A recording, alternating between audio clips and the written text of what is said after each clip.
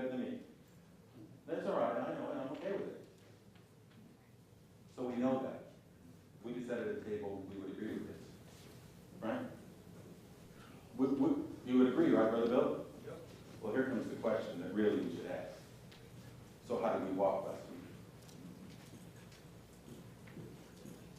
You know, that's really where we should live.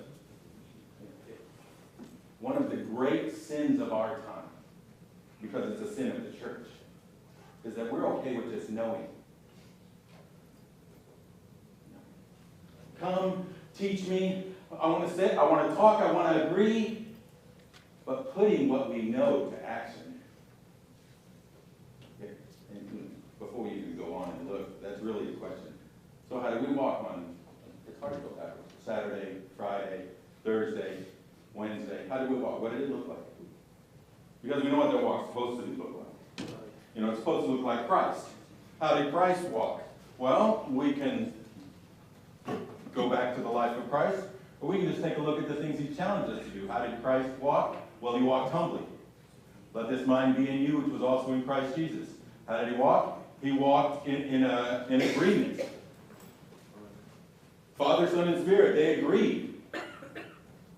There was communion there. If we're not careful, we're the group that just wants to fight. Give us a reason, we'll fight. I'm ready to fight. I'm ready to pick a fight. That is a far cry from I'll be all things to all men that I might win some. Amen. We cannot justify fighting amongst each other in this room. Okay? How about fighting at home?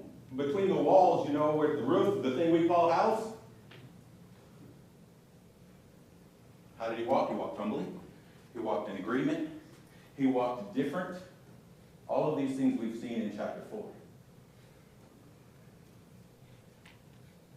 Chapter 4, verse 17, this I say therefore and testify in the Lord, that you henceforth walk not as under the Gentiles walk. We're supposed to walk differently, not in the vanity of their mind, having their understanding darkened, being alienated from the life of God through the ignorance that is in them. We're supposed to be different. And then it gets to chapter 5. Be ye therefore followers of God as dear children, and walk in love, as Christ also hath loved us, and hath given himself for an offering and a sacrifice to God, for a sweet-smelling savor. Now, we took a week and basically just tried to tie this in. But when you can see it, we tried to tie this in to show this is not the love that humanity wants to throw at it. Because first thing, humanity just wants to say, well, Brother Ben, I really love you. Which means all I have to do is have nice feelings, and I don't have to do a single stinking thing. It's not that love. When we look at the love of Christ, love did something. Love has action. That is a love that's sacrificing. That is a love that's about others. So we spent some time taking a look at that. Then it gets to verse 3. And last week I got to tell you, I was on a bunch of medication, and I did not feel very well, so I plead. Well, this is one of those times I probably just quoted Brother Joel. But what happens, for everything God gives us, Satan, the ruler of this world, creates a counterfeit.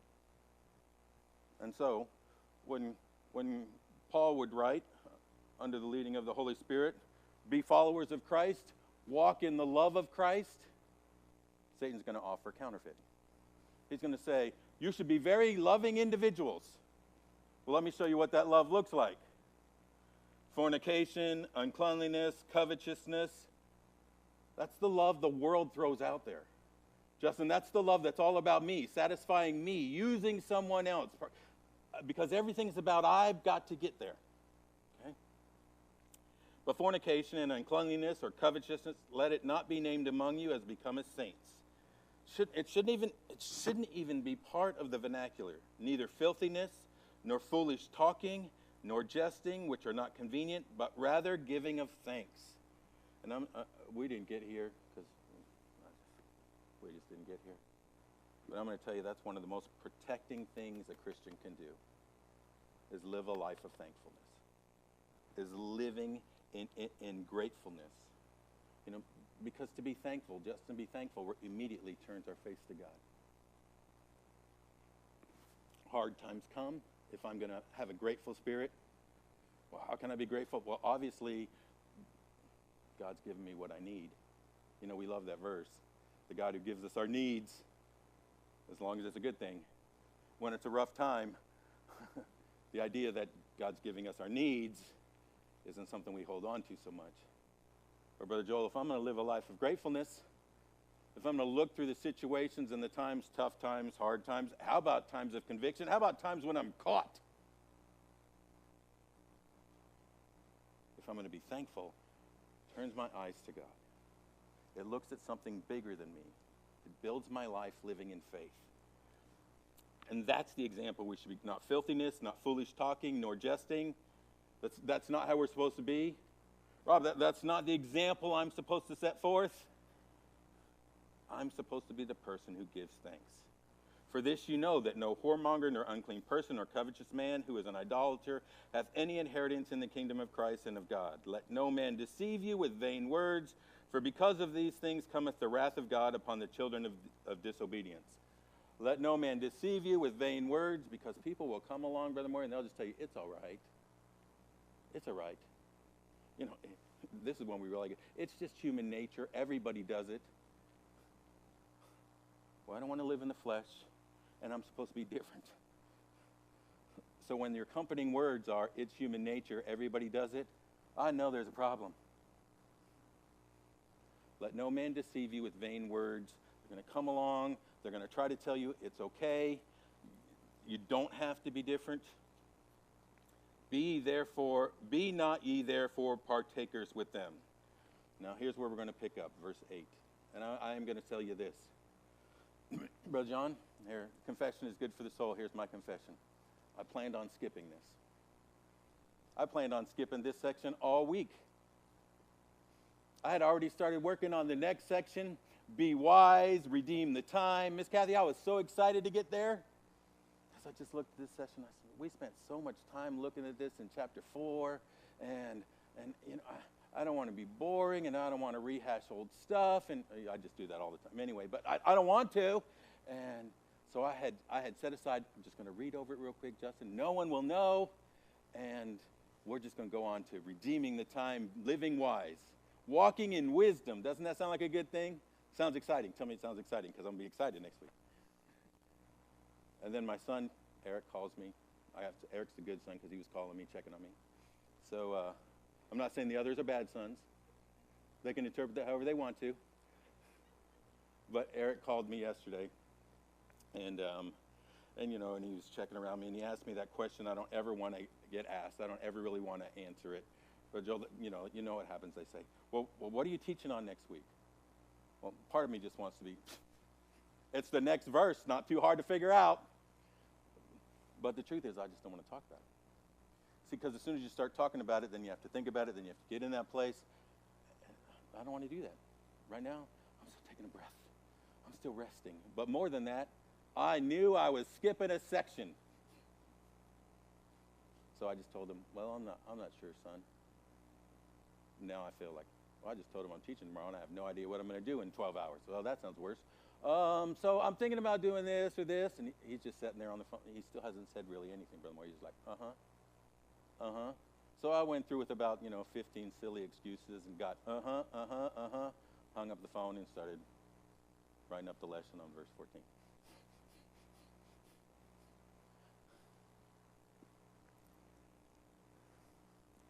Verses 8 through 14 is where he begins to call us to walk in the light. For ye were sometimes in darkness, but now are ye light in the Lord. Walk as children of the light. I think it's very important here, too. We've got to point out some things it doesn't say. It does not say, for you were sometimes in darkness. It says you were darkness. It does not say ye are becoming light. It says ye are light. And both of those things, you'll see, we kind of like, when we throw those little prepositions in there, we really mess this verse up. For you were sometimes darkness, but now are ye light in the Lord. Walk as children of the light. For the fruit of the Spirit in all goodness and righteousness and truth, proving what is acceptable unto the Lord, and have no fellowship with the unfruitful works of darkness, but rather reprove them. For it is a shame even to speak of those things which are done of them in secret. But all things that are reproved are made manifest by the light, for whatsoever doth make manifest is light. Wherefore he saith, Awake thou that sleepeth, and arise from the dead, and Christ shall give thee light. Verse 14 is a very unique verse. I'll point it out because I don't know if we're going to get there. Here is Paul with a plea to salvation. This is Paul's invitation to salvation. Look at that again. Wherefore he saith, Awake thou that sleepest, arise from the dead. The Christian is not dead. Very seldom do you get Paul's personal plea of invitation for salvation, because he's writing to who? He's writing to the church. He's writing to Christians. It's important right here. This is unique. Brother Bill, he's talking about light and darkness. And in this picture of light and darkness, he is compelled to challenge, to request, to plead for some to come forward for salvation. Now you take that and you compile it with Matthew 7. Many will say to me on that day, Lord, Lord. It is a scary thought when we start talking about the light, because many are claiming to be in the light and might still be of the darkness.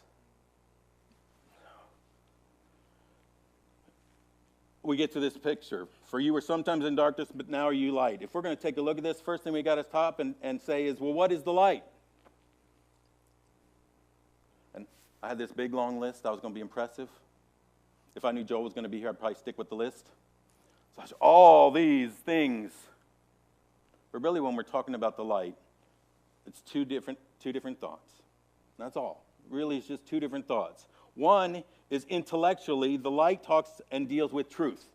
It talks about walking in reality. It's seeing things as they are. If we wanted to, it's the picture of what God sees from heaven. It's living in truth. Walking in the light is truth. It's reality. It's His word. But then on the other side, it's more than just intellectual. You see, walking in the light is walking. So it has an action step. The action step of walking in the light is holiness. Now, right here, we can stop right here, and here's the challenge. Ready? Rob, ready? You starting to see why I want to skip this? Oh, I just want this is rough. Here it is, you and me. When Brandon looks at Rob, when Jessica looks at me, I took the pretty one my way. They should see holiness. And this is like, okay, I know that. That's good. No, but action, they should. Why don't they? Are we okay with just the knowledge?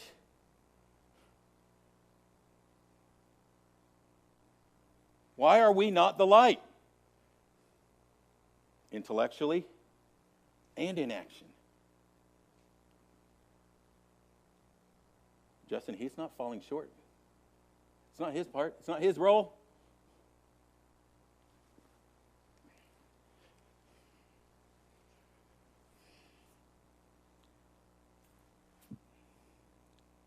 Darkness. Well, it's the opposite. If light is truth, darkness is ignorance. It's deception. If the actions of the light is holiness, then the actions of darkness are evil. Brother Wayne, they're evil. They're truly evil. You know, things we've looked at: lying, anger, stealing, corrupt communication, living a selfish life, sexual sins. They're not fell down. They're not weaknesses. They're evil. Joel, if we could just see them for what they are. This light and dark contrast is both in thought and deed, not in just one or the other. I do want to look at a couple of verses. I want to do this quick. Eric, did you get those? So that it's not just, not just the things that pop up out of my head. Proverbs 6:23, for the commandment is a lamp. The commandment, the truth, the word, the Bible, and the law is light. Light is, in this picture, in this verse, it is described as light is intellectually, it's truth. It's right. It's the Word. I don't know which next one I gave you. I gave you 2 Corinthians. In whom the God of this world hath blinded the mind of them which believe not, lest the light of the glorious gospel of Christ, who is the image of God, should shine unto them. Again, light is described as the gospel. It's the truth. It's the Word. Okay? Intellectually, that's the picture that's given. Now, in that verse, it talks about whom the God of this world has blinded them. So you know what darkness is? It's the opposite of the truth. It's being blind to the truth. It's being ignorant of the truth. It's being deceived of the truth. So we get this picture. Ephesians 4:18, we read it, having the understanding darkened, being alienated from the life of God through the ignorance that is in them. Can you have any more picture of deception, of deceived? Understanding darkened, alienated from the life of God through the ignorance that is in them because of the blindness of their heart. Light equals understanding intellectually. Darkness equals foolishness. It equals deception. Darkness is this picture of no one's going to tell me what I'm going to do. I'm going to do what I want. Now, here's the sad thing. You want the deception in that? Joel, it's always good to see you, you know. You just sat in the wrong seat. I forget who usually sits there. Oh, Justin usually sits there. No one's going to tell me what to do. I'm going to do what I want. You know, that's one of the deceptive lies. Because in all of your doing, you're never going to accomplish what you want. This is the angry man at the home. I'm going to make it happen my way, but the things I can, you're not going to get what you want. That home is not, respecting and loving and kind and following. And no, now it's divisive and hiding. And you're not going to get what you want. Evil begets evil. We're never going to evil and see good come from it. So we get this picture, light and darkness intellectually, but now we have the behavior. And these are I gave you a lot of verses for these. Do you got them? Isaiah. These are popular verses. Woe unto them that call evil good and good evil. Let me tell you, this is where here we go. Ready? Preacher, if you want amens from the crowd, you say, is that not the world we live in today? But if you realize he was writing to the religious crowd. It's not just the world that calls evil good. We just talked about the angry man at the home. You want to just do this. What are you justifying in your life? Whatever it is, I don't know what it is. I'm not going to guess what it is. What are we justifying in our life? Whatever we're justifying is evil. It's darkness, and we're justifying it, trying to make it good. That's what it is. Woe unto them that call evil good and good evil, that put darkness for light and light for darkness, that put bitter for sweet and sweet for bitter. Woe unto them that are wise in their own eyes and prudent in their own sight. I'm just going to do it my way. Woe unto them that are mighty to drink wine. Preacher, I just went this far just for you. Wait till you see the next section of verses. Woe unto them that are mighty to drink wine. I do find it curious, maybe not so curious. Maybe I'm being mocking. I do find it curious that in this picture, he throws in the drunkard idea. Woe unto them that are mighty to drink wine, men of strength to mingle strong drink, which justify the wicked for reward, and take away the righteousness of the righteous from him. One more. Therefore, as the fire devoureth the stubble, and the flame consumeth the chaff, so their root shall be as rottenness, and their blossom shall go up as dust, because they have cast away the law of the Lord of hosts, and despised the word of the Holy One of Israel. Evil. Whatever we're justifying, it's evil. Give me Romans 13. I put this one in there for me. I just love talking about the love of God. I can't wait to get into hear the preacher's series on the goodness of God. If we would just realize the love of God, we would run to him. if we saw how good he was, there would be no playing with evil anymore. Love worketh no ill to his neighbor. So quit justifying being ugly. Therefore, love is the fulfilling of the law. Sounds like a good passage. Sounds like an easy passage, doesn't it? And that knowing the time, redeeming the times, I just couldn't wait to get here. I got it in there anyway. And that knowing the time, that now it is high time to awake out of sleep. For now is our salvation nearer than when we believed. The night is far spent, the day is at hand. Let us therefore cast off the works of darkness. Now he's writing this to the church. What are we doing? Works of darkness, and let us put on the armor of light. Keep going. Let us walk honestly as in the day, not in rioting. I want one more verse just for you. And drunkenness. The things we justify, the things we play with, the things we argue about.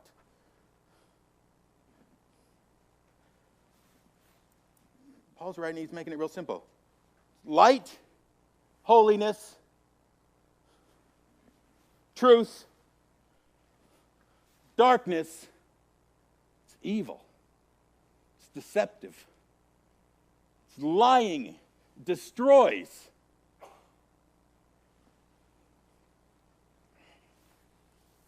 Anywhere that there is intellectual darkness, there will be the works of darkness. We will do what we think. You know, it sounds bold. It sounds bold to say, I'm going to do whatever I want. Not everybody says it, but everybody does it. Some people just aren't arrogant enough to show it. We still want to try to hide the facade. It's not who we are. It's not who we are. We are people of the light. We are born in the light. We are after our Father, who is light, and 1 John tells us, in him is no darkness at all. We have no excuse. 1 John 1:7, we walk in the light as he is in the light. How about Matthew? You got Matthew? Did I give you Matthew? Matthew. Great verses in Matthew. Ye are the light of the world. It's who we are. We're light. A city that is set on a hill cannot be hid. Neither do men light a candle and put it under a bushel, but on a candlestick, and it giveth light unto all that are in the house. Let your light so shine before men that they may see your good works and glorify your Father which is in heaven. Here, Miss Max. If I was up there, and I started talking about the world, I know when I start talking about the world, people are going, oh yeah, it's evil, it's bad. I'll get some head nods then. I wonder if part of the reason it's so bad is because our light's not shining. Because we who should be people of light are playing with the darkness.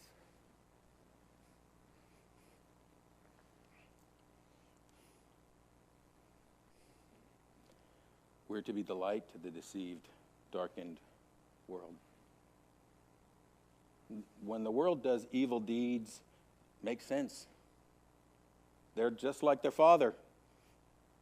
They prefer darkness to light. When we play with it, it makes no sense. We are no longer in the dark. We're not ignorant. We're not deceived. We're not blind. A Christian cannot knowingly, unashamedly sin. We can do the works of darkness. We can do anything, but we can't unknowingly do something. The Holy Spirit lives inside of us. We can't unashamedly do anything. We work really hard to justify and hide. We work hard to go back and hide.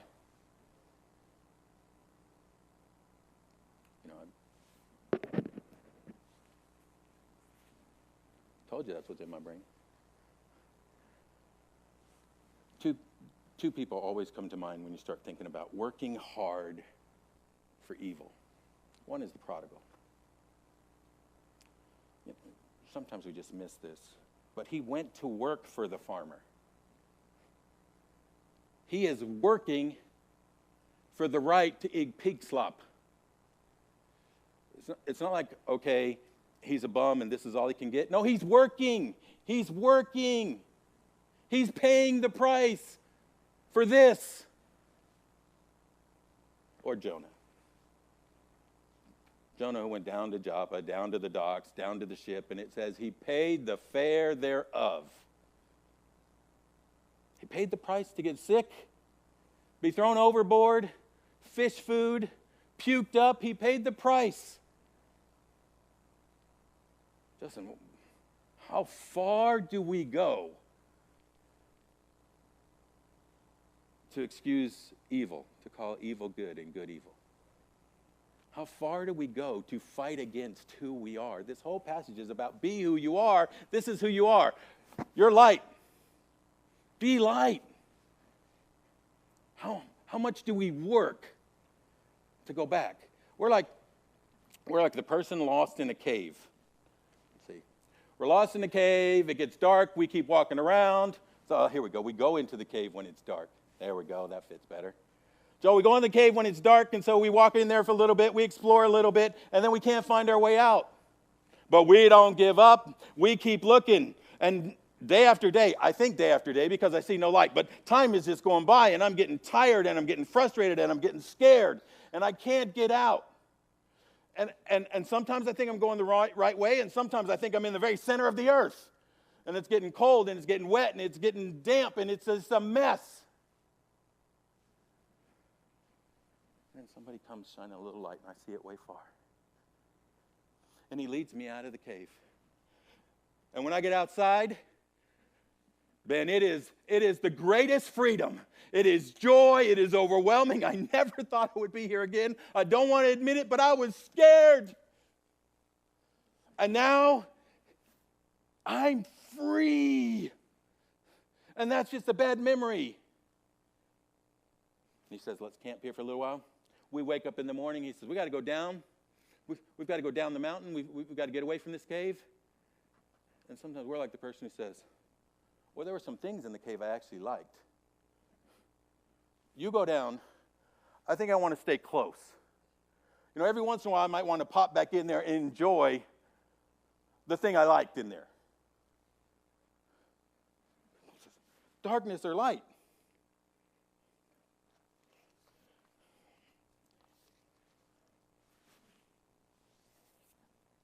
So that's what he does. Paul's writing, and the first thing he does, he says, let's contrast this idea of dark and light. Dark, light. It's really that simple. You are no longer in the dark anymore. In fact, he says that all the way back in chapter 2. He says it in chapter 1, but I like chapter 2. And you hath he quickened, who were dead in trespasses and sins, wherein in time past you walked according to the course of this world, according to the prince of the power of the air, the spirit that now worketh in the children of disobedience, among whom also we all had our conversation in times past. This is who you were. We were dark. Not in dark, we were dark. We weren't victims of the dark. We're contributors of the dark.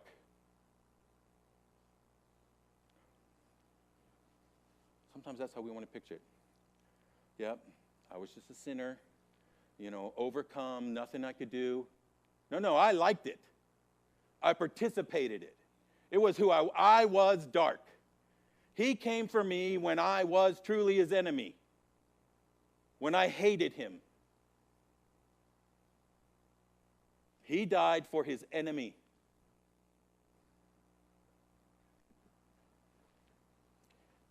I did the works of my master. The prince of the power of the air. I did what darkness said. I was ruled, I was dominated, I was controlled. I don't want to get saved. I don't want to give up my freedom. You fool, there's no freedom. There's no freedom in deception. There's no freedom in darkness.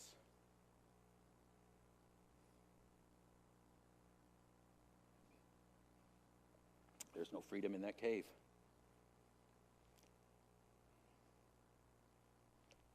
And worse,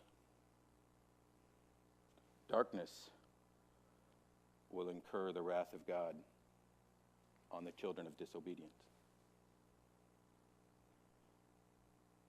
We were once dark, but now we're light. There's a contrast. See the difference? Picture the difference. Then he goes on and gives us the characteristics of those who walk in the light. For the fruit of the Spirit is in all goodness and righteousness and truth. Goodness. Brother Hank, see, you probably think I'm going to turn these into like 10 minutes apiece. Nope, not going to. Goodness. Keep it simple. What is it to be good? What is it to treat, Brother Moyer, goodly? Well, I'll tell you, it begins this way. It begins with valuing Brother Moyer. There is value there. There is respect there. There is a desire to edify there. That's goodness. So the first, it gives us this picture. What are the characteristics of walking in the light? Well, first, there's goodness there. I treat others with value. And that's what it's about. The very first one is about others. Well, we're supposed to be followers of him who loved like Christ. And then the next one it talks about is righteousness. Righteousness, this has to do with purity. Preacher, I think it has to do with our relationship with God.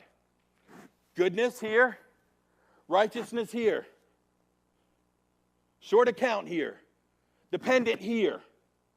It's okay here. So he talks about others. He talks about our relationship with God.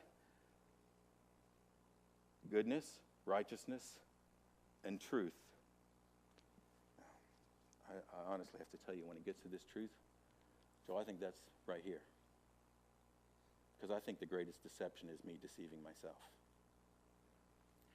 So when it comes to others, there's goodness. When it comes to God, there's righteousness. When it comes to self, there's truth. There's honesty. There's reliability. There's trustworthiness. This idea of the constant hypocrisy of the old life, the constant lie, the constant hiding, the constant trying to deceive other people. I mean, because that's what it is. Preacher, if I stick my toe back in there, I immediately get stuck into a place where as long as I want to protect my toe being in there, I'm lying, I'm hiding, I'm putting forth a false face. No, we're supposed to walk in truth, in goodness, in righteousness. Those are the characteristics of one who's walking in the light. Our actions need to be held up to the light sometimes. We would probably change some of the things we do if we were really examining them in the light. When I was a kid, my pastor actually took me to Italy. I know it was really nice. Except for, you know what that was? That was a 7-day counseling session. It worked out pretty well because I married his daughter. But Joel, when you get into some of those little cities, I mean the little hilly mountain cities, they're all the same, by the way. You go to the first one, it's really cool. You go to the second one, it's kind of nice. You go to the third one, it's like, oh, I don't want to walk all over this place. I was 15. I mean, come on, how many white stones can you see? But when you get into some of those little hilly cities, all those houses are like 3-4 stories tall. And it's hard to believe, but they have built them so close together. Some of them, I'm telling you the truth, you cannot get one chair. That's how wide they are. Now, all these little shops, and they still sell them. That's the bakery. The bakery's right here. And the place that makes hats is right there, which they still wear. And scarves is here. And so you're walking down this little narrow corridor, and they live upstairs and the shop's downstairs. But you know what you don't get in those little streets? Any light. Because they're so tall. And half the time they'll hang tarps over the top so it's shaded. Now, you think, we had a tour guide point this out. And I don't want to act like I was smart. I was a big dummy. I was actually about to buy something. He said, hey, you better. So what you do is you go into a shop, you get ready to buy anything. Joe, it's really so dark and dim, and you can't see what you're getting. You can't see if it's old, if it's new, if it's a copy. They'll tell you anything they need to tell you to sell it.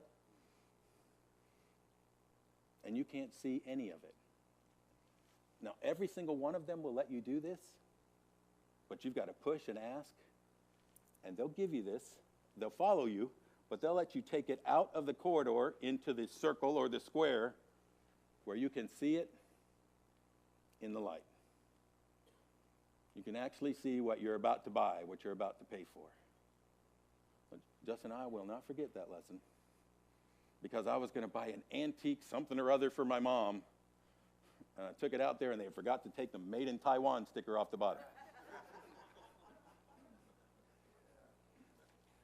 But that's really what we need to do to our life sometimes. How often? Well, we should probably do it daily.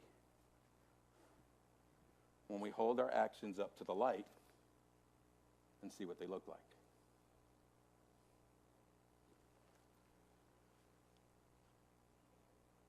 There are two other things real quick, and they're quick. Verse 11. He gives us this picture of contrast. He gives us a picture of what the character traits are. And then verse 11, he gives us a command. It's a two-part command. Have no fellowship with the unfruitful works of darkness, but rather reprove them. First, don't get involved with sin. Don't get entangled with it. No fellowship with the unfruitful works of darkness. Now, here's the argument. What? How can we witness if we don't? He didn't say don't be around them. We are in this world. He said don't fellowship. Again, Miss Maddox, if I wanted to get a bunch of, here's where I would go. So, the drunk shouldn't be going in the bar, and the pothead shouldn't be smoking with his friends, and the person who struggled with pornea shouldn't be going into the strip club. After all, we are in Tampa, and those are good.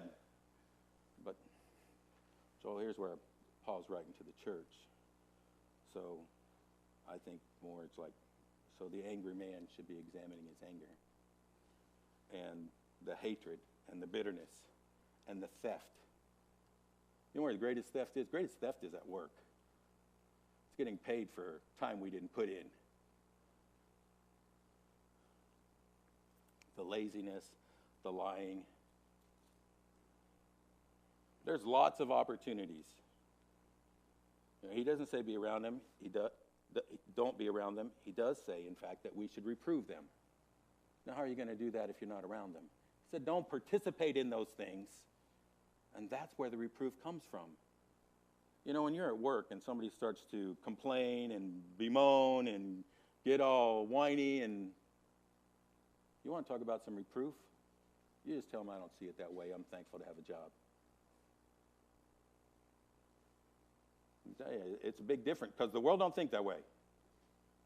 Or you're not going to retaliate, or reproof. We just need to be the opposite. You see, we need to be light. We need to be who we are. That will cause conflict. That will cause conviction. And it brings others to a place of having to make a choice. Now, if we're showing in our life a life of faith and dependence, if we're showing love, if we're showing humility, then Justin, we have a different choice for them to make. And then in verse 14, Paul would close this section before he gets to asking us to walk wisely. And he would close this section with his invitation. Wherefore he saith, awake thou that sleepeth, arise from the dead, and Christ shall give thee light. Any saved person has all the light that they need. See, we can't deceive ourselves.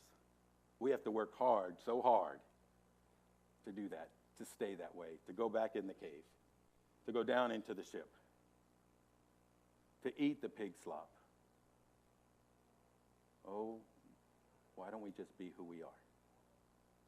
Brother Joe, will you close in a word of prayer?